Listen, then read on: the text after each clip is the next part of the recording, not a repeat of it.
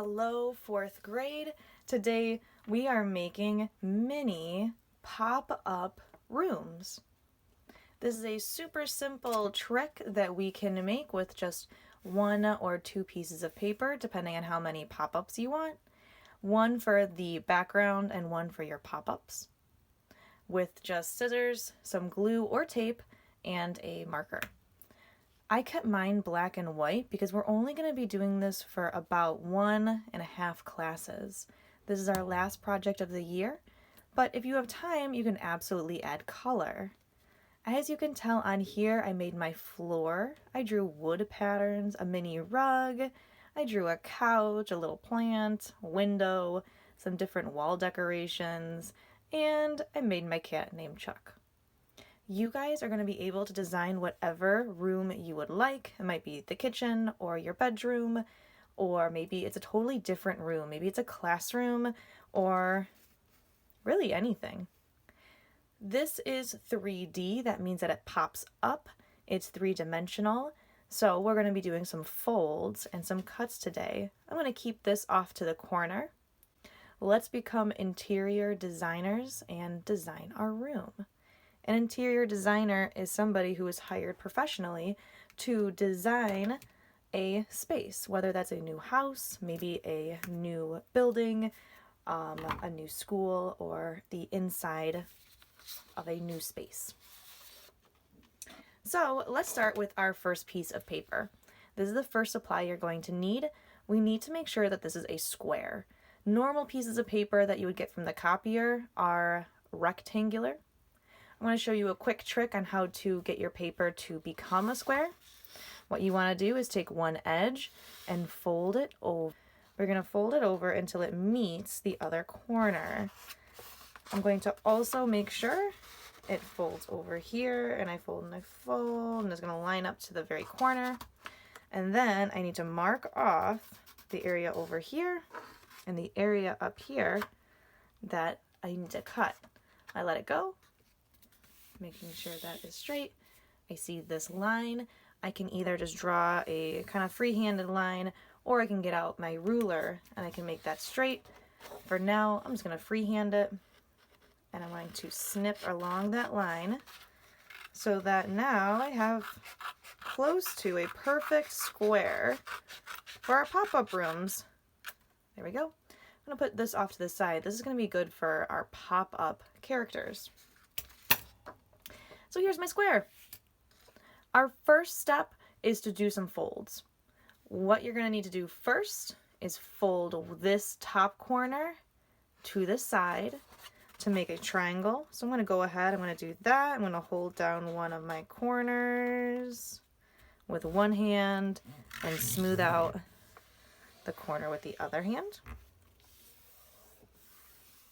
I'm going to open it back up.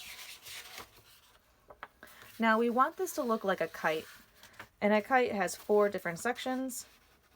We want to do the same fold, where I'm going to fold it over, and my other side that was not folded, I'm going to hold this corner and massage down to make it now into 4 different sections.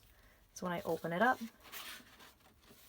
I have a fold going down the middle and across the center. So up and down and side to side. Now the secret to this 3D corner room that we have here, we need to cut from here all the way to the center. This is important because that's how we create that 3D form, because this is the floor, and these 2 are the walls. And let me show you exactly what I mean by taking my scissors, snipping along this line all the way up to the center, and then I stop. I gotta stop in the middle. So I click and I pull away.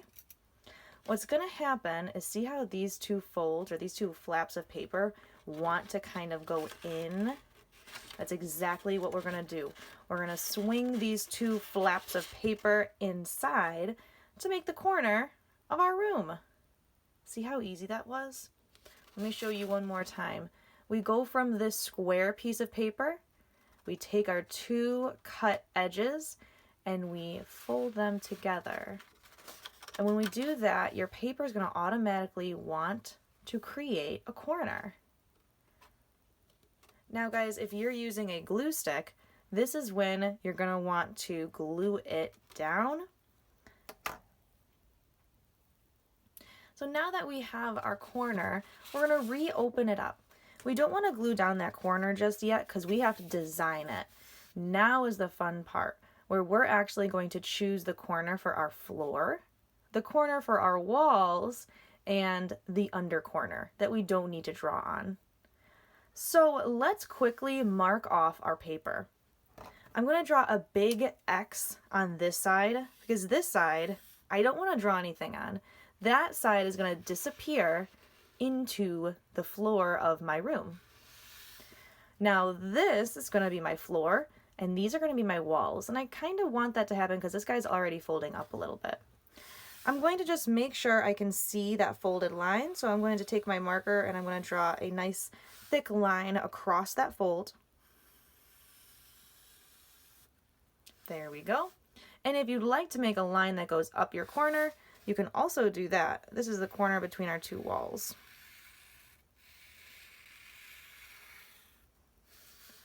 Awesome. And now is when you guys become interior designers. You're going to design this space wherever you want it to be on paper. Are you at a restaurant, a kitchen, a living room? Are you at a store maybe that you own, that you have imagined yourself? Are you at a pet store? Are you at a candy store? Are you in school? Are you at Lander? Think about where you want this space to be. We're first going to draw our floor. Let's think of different things that go on the floor. Do you have tile flooring? A carpet? Is there toys on the floor? Is there clothes? Is there something special about this floor? For this, I'm going to make a tile floor, so I'm going to make some checkers. So I'm just going to draw a line that goes down, down, down, and across. So I've got some vertical lines and horizontal lines, just like that. That is my tile floor. Maybe for this, I'll go ahead, I'm going to make a kitchen. Over here, I've got two walls. I have to think about things I would either hang on the wall or furniture that might be on the wall already. For this, I'm going to draw a tiny stove.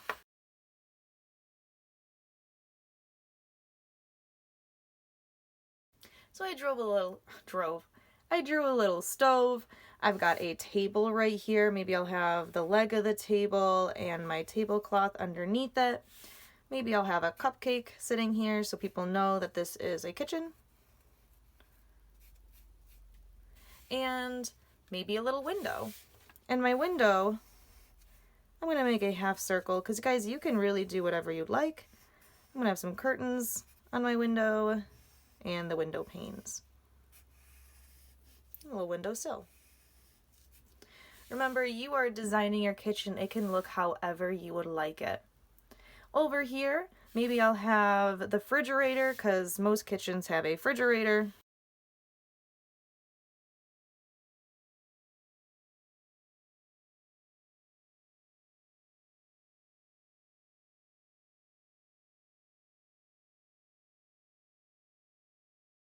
All right, so this is the part where you can either go in with color or you can keep it black and white if you'd like, but it's time to assemble our little kitchen.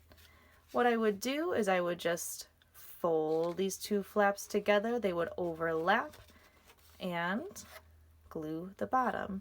I'm going to use glue for this. You can also use tape. Tape is also a really great resource for this. I'm going to cover my X on this sheet with my glue. I make sure I outline the entire triangle, all three edges. I'm going to cap my glue stick, and I'm going to fold it back the way we have this entire time. I want to line it up and press down.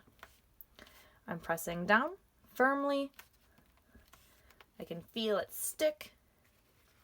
And there's our mini 3D room. Now it looks pretty boring because we don't have anybody in it. So we're also going to take the time to make either some pets, some characters, or maybe just some objects that you want to be 3D. Maybe there's a chair that you want that's really special that we're going to make big. So here's that scrap paper I use. This is kind of perfect for our pop-ups. For this, I'm going to draw a chair. You can draw any pets, like I've got this guy over here. You can draw maybe yourself sitting on the floor. I wouldn't make you standing up because when it's that tall, it doesn't really stand up. It kind of starts to fall over. So for this, I'm going to make a little stool. And I'm going to make some legs. And maybe this stool, I want it to look three-dimensional, so I'm going to use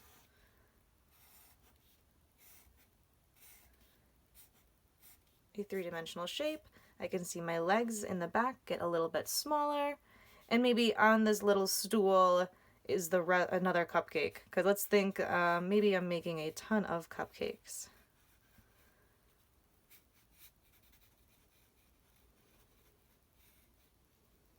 There we go. All right, so I've got my little table. The secret to making these pop-up tabs, when you cut, you need to leave some space on the bottom. That's going to be called the foot of our pop-up characters. Let me carefully cut out my pop-up. I cut around my cupcakes. I don't want to accidentally cut my cupcakes. And down. And I'm just going to go straight down. I'm not going to cut across the bottom. Because now I've got my cupcakes. And I need to fold the foot, this bottom tab, so it looks like it's sitting. So I just take my fingers and I pinch, and I pinch, and I pinch. So there we are. I've got that foot in the back that looks like a little hanging tab of paper behind it. And all I did was fold. Now I want to set it up in my kitchen. So in here, I can either put it with the other table, or maybe it is across my room. Maybe it's in the center. When you walk in, you see it. You can position it wherever you would like. And now we got to get that glue stick back. We're going to uncap it and put a tiny bit of glue or tape on the bottom. I need to make sure it is sticky. I quickly cap my glue. I don't want that to dry out. And I'm going to put that right in the middle of my floor. I first need to push on the tab. So I push down, make sure it is stuck, and then I refold it up so that it stands straight up like that. So now I've got my cupcake stand right in the middle. Up to you if you'd like to color these in. I didn't because we're doing this pretty quick and I wanted to add as many details as I could just using my paper, my pencil and my paper. All right, my friends, I cannot wait to see your finished work. I can't wait to see your post on Schoology. And like usual, guys, happy creating and see you later.